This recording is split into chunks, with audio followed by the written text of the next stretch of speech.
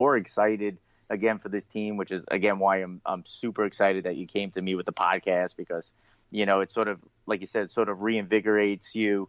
Last year it was fun seeing Anderson and Heedle and some of the other younger guys that they D'Angelo that they brought in and seeing them go. But the team was really struggling. It was tough to watch sometimes. But just this off season just really reinvigorated myself. So yeah, I'm excited. Yeah, and you look at what's happened off the ice too. With the obviously getting the draft lottery pick there and Capo coming in and all that stuff. With Hughes out there, just to have the Rangers an opportunity to go one or two, was exciting. Which guy they were going to get, but then you got to talk about the job Gorton's done. And also JD coming back. I got to tell you, man, like I said, going back as a kid growing up with that team in the 70s and going to the finals and beating the Islanders, and before, losing to the Habs, obviously, in 79. But I hated it when JD left as a TV announcer, originally. But to have him back, man, it's like that connection to the old guard, and I'd love to get your take on JD. I love the guy. Obviously, he's gotten so much experience there in St. Louis and in what he did with Columbus and everything. And man, I give him so much credit hiring Tortorella there too, and how they helped turn that whole organization around. And he's talking about a guy who, at that time you wouldn't have thought anybody would have touched Torch. You know what I'm saying? Especially after that turn in Vancouver. So it kind of gives you a little insight in terms of JD and his loyalty to people and his dedication to it. And now he's coming back to the team that he loves so much. Your take on JD coming back? Yeah, I mean, I've basically had a smile on my face, since he was brought in. I mean, there wasn't a more perfect person to bring in. I mean, obviously, like you mentioned, his link to, the organization and, whether it's as a broadcaster or as a player, it's amazing to have him back, especially with the experience he had. I mean, you see what he was able to build in St. Louis with it culminating with the Stanley Cup, championship last year. I mean, his fingerprints are all over that team. He wasn't there when they won, but that roster had a lot to do with, his picks, his moves all being there. And then obviously what happened with Columbus last year, I think it was the first time they made it to the second round, as a franchise. So, he did an amazing job over there. So now he comes in experience. I'm sure having him here helped with bringing Panarin in, where he had a familiarity with him. So that was nice. It's really exciting, to have him back. Maybe we'll get a couple of old babies coming from him. And, it's funny. It's just everything right now for me, it's just so positive. I mean, there's very few things that I think you could critique right now, with what's going on with the organization. I mean, you can't, as a Ranger fan, I mean, what more could you possibly ask for right now, with what they're doing? And sure, you could sit there and complain about, who's playing with who right now, or, if they potentially could send, which one of these younger guys down to the AHL to begin the season or whatever. But, just looking at, overall, building the team now and doing a rebuild. And I know a lot of times you hear, oh, you can't do a rebuild in New York and the fans won't take it. That's such baloney. I think Ranger fans especially, I know I've been waiting for something like this for a long time, where just tear it down, start over, because these are the great things that can happen, where you can draft higher and bring in a generational talent like Capo Caco. You can, trade some of the older veterans for younger, skilled players like the Rangers have been able to do. So, trust me, they'll probably be, 2 weeks into the season and be, 1-10, and I'll be screaming to fire everybody. I was going to say, we need. What more can anybody ask for? It's going to be wins, man. There's no doubt about it. But I mean, to be honest, though, I mean, for me, the expectations for this year, I really don't even have any. It's just to sort of develop the team and develop these young players. And if they make the playoffs, great. I mean, they'll be on the cusp of the playoffs, I assume. I mean, it seems as almost every team is, these days. I mean, there's so much parity in the league, but, just seeing these guys grow, is exciting. I love the mix on the team too. What's funny is, I have no expectations and whatnot, but the mix is almost like a team you would think that would do very well. The mix of young and old and some of these, high level, top players in the league when you're looking at when you're talking about Trouba and Panarin. To bring in that level of talent in, and then you have some of the old guards still around, which is always nice to have when you have Kreider and Lundqvist and Stahl, guys who have been in the trenches and know what it's like to be a Ranger and sort of, pass that along to the new guys. That's really great to have, and I like a little bite in the lineup when you have a Brendan Lemieux and D'Angelo, which so it's not all skill. I think you need to have a little bit of toughness. In the lineup, even in today's NHL, which is sort of trying to get away from that, I still think it's necessary. I love the makeup of the lineup right now. Yeah, no, it's cool, and I definitely want to talk about the signings there real quick. Just seeing things transpire over the summer there, and then obviously Panarin and the interest there. I really thought he was going to go down to Florida. Myself, and then Trouba was just a massive surprise. I just think he's going to be such an impact for not only the team but for a long term. I think for the organization, Trouba's just something else. 25 years old.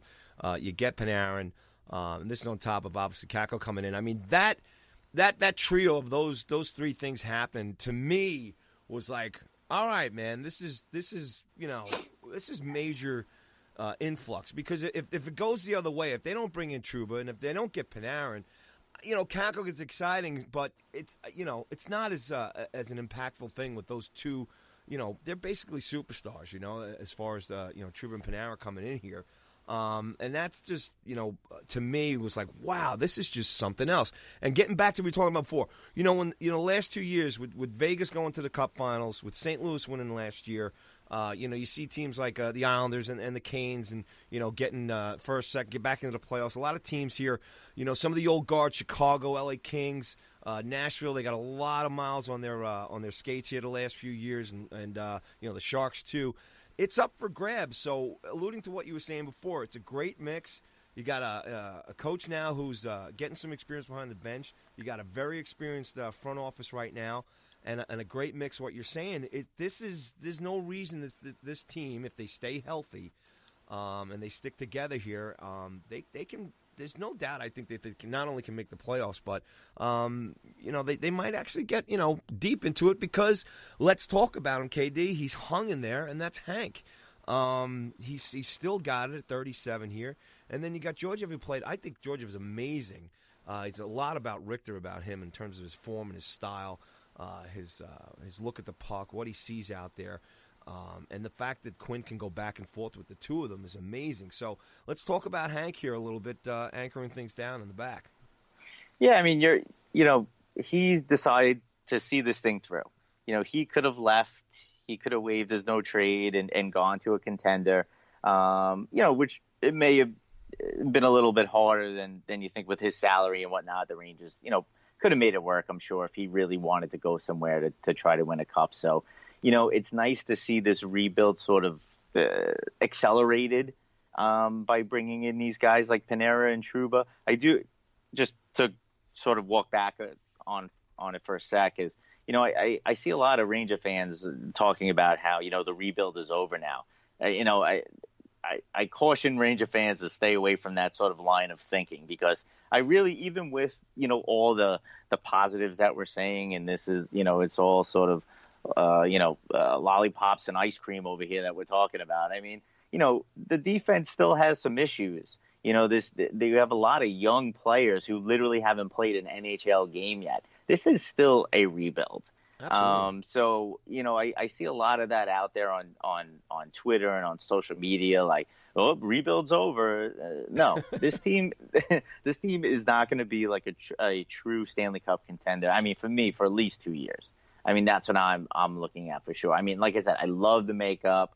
I love this. I love that. But at the same time, I mean, we got to be realistic about things, that it's not going to turn around, immediately. And look, some teams have done it. Look, Vegas came in their first year and made it to the Stanley Cup Finals. Anything can happen. But if you're being realistic about things, which I'm again, as we're getting older, I try to be when I was younger, I'd be, we're winning the cup this year. But, as I'm trying to be more measured, these days. It's not possible, pal. Yeah, I know.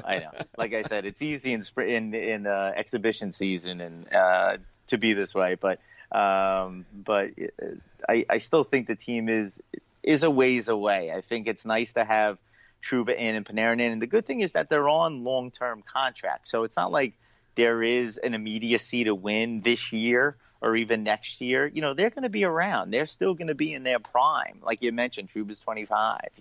There's some time to build this thing with them here.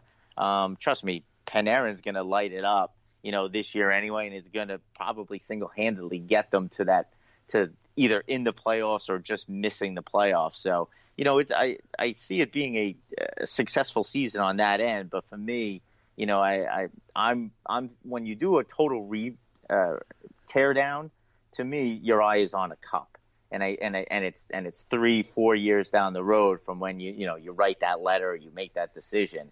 So yeah, I want to caution some Ranger fans or talk real or whatever the heck you want to call it.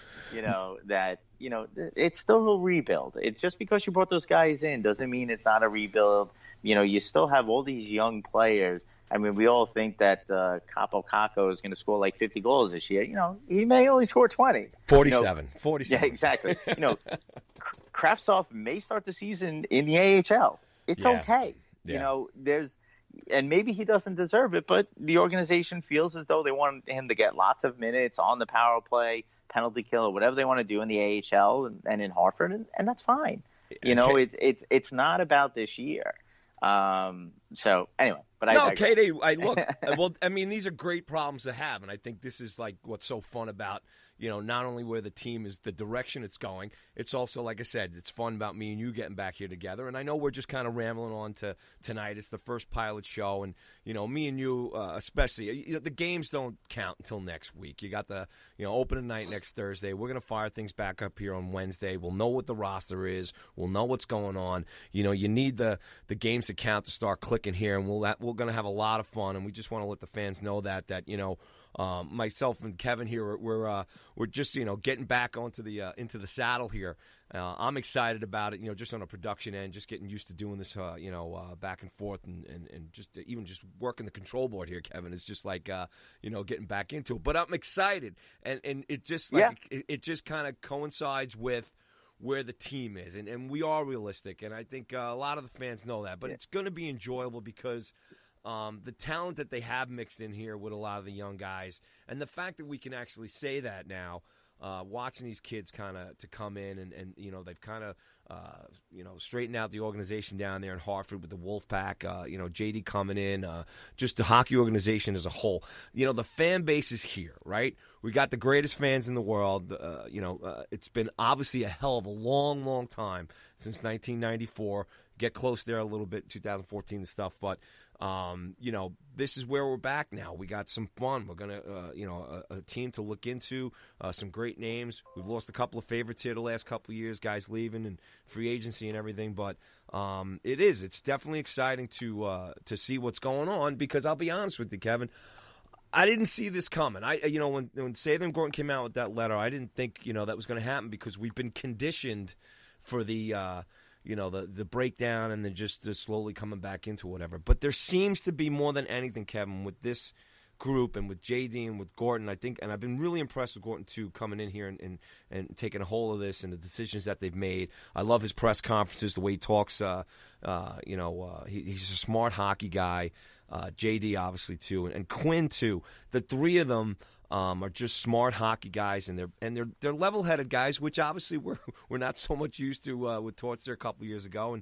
And I do want to get your thoughts here on Vigneault and him going out, and how you think that ended real quick, as opposed to, say, a guy like Quinn coming in only from the college level and taking over this team and this organization. It's the New York Rangers. They've got all the money in the world, biggest city, greatest fans. I want to go back on that transition and just quick thoughts on Vigneault here to let the past go as we move forward. Yeah, I mean, I think, Vigneault's, as Sather said, I think Sather once said, every coach has a shelf life. And, he was expired. You know, he was way past his shelf life. I mean,